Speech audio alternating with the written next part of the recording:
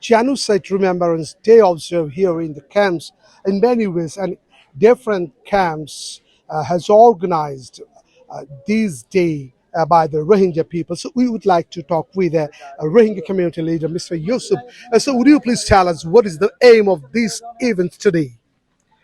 Yes, it is a very good question, and I'm very happy to explain you about this 25 August Remembrance Day. Why we are celebrating this 25 August Genocide Day? Because today's we can say this is one of the black days for Rohingya. Uh, that while we were in Myanmar governments and Myanmar soldiers, police, the Buddhist peoples, monk, and the activist, you know, together tortured us lots. They kills our peoples. They rape, the thousands of our women's girls, and even they didn't spare our, immature girls. So they tossed, into the fire our babies, and then they burn alive our people. They abandon our houses into ashes.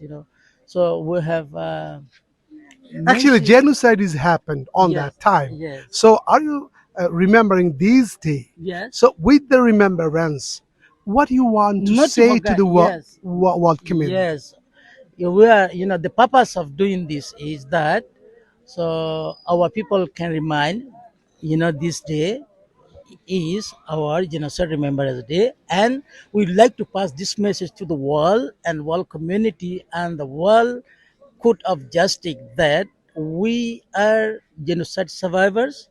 So, and then we are persecuted Rohingya peoples, you know, and we are indigenous people of Myanmar. So, we like them to take an effective actions on crime against humanity.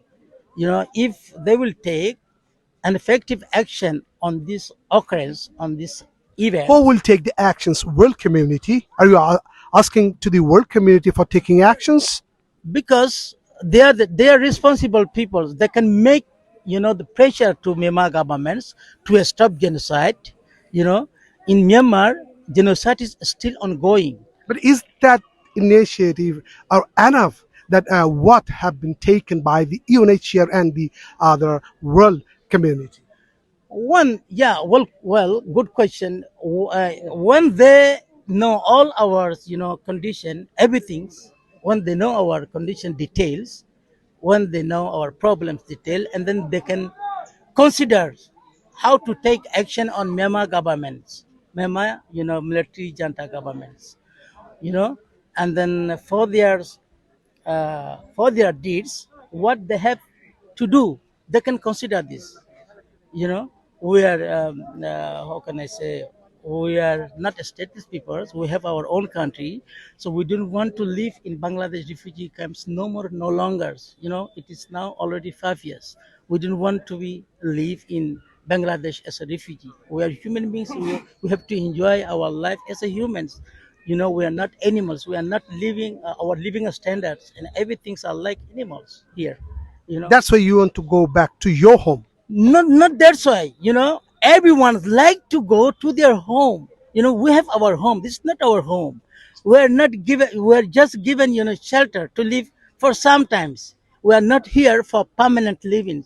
you know we're just coming here to take protections and to save our life, due to the reasons of Mamajanta government, which they have done with us at that time. But So what about the, as you are talking about the justice? So a case is filed against Myanmar. Gambia filed a case on ICJ. yeah. So have you any hope about the case? Yeah, I hope lots because Gambia will never do unjust things. They have lots of, the very big the judges who can do everything fair, who can do everything fair. We don't like to ask them to do, something unfair for us. We are asking for justice only on our, the condition, on our problems. If we are wrong, then we'll not get any justice from them. If we are right, they have to give us, the justice. That's all. Well, okay. The last of all, what is the emphasize? What is the synopsis of your program today? That is a message to convey the world community that the Rohingya people would like to go home. Yes, Is that? yes. I'm one of the ringers. If I say I want to go back to my own land, motherland, Arkan, then it is not saying by me. It's saying by every people who are living in the refugee camps. I'm one of the only one of the representatives of Rohingyas. I'm also one of the genocide survivors.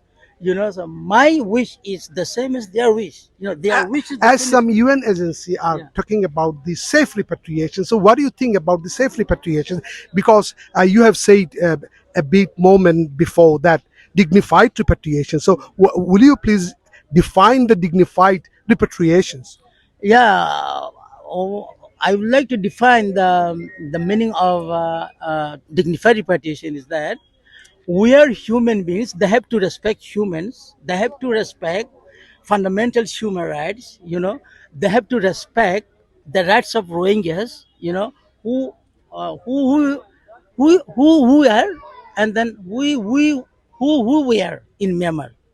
That they have to accept us as the citizens of Myanmar, and then they have to respect us. They have to talk. They have to communicate it with us politely as we are citizens of Myanmar, and they have to send us back to our, the born place where we are born, where we had to come to Bangladesh. So they have to send us to the place where we are born. Last of all, what you would like to say to the world community? Yes, world community. I would like to say world community, to ensure all the problems, you know what is happening at the moment, the with Myanmar government and Bangladesh governments about our repatriation process. So it will be better if when this Myanmar government and Bangladesh government sit together to make confirmation about our repatriations. There will be some of our Rohingya leaders, you know is better. I mean, if we some people can involve in this funding solution matters of repatriation, it will be better. Then we can express our demands, we can express our wishes. We can make them understand. Our how can I say consequences. Thank you. So thank you, Mr. Yusuf. We talked with Mr. Yusuf, community leader of Rohingya. So he said us that they would like to go back to their country of origin, but world community should have to ensure their safe repatriations. So now we have to wait. Time will say many things. Thank you for being with us.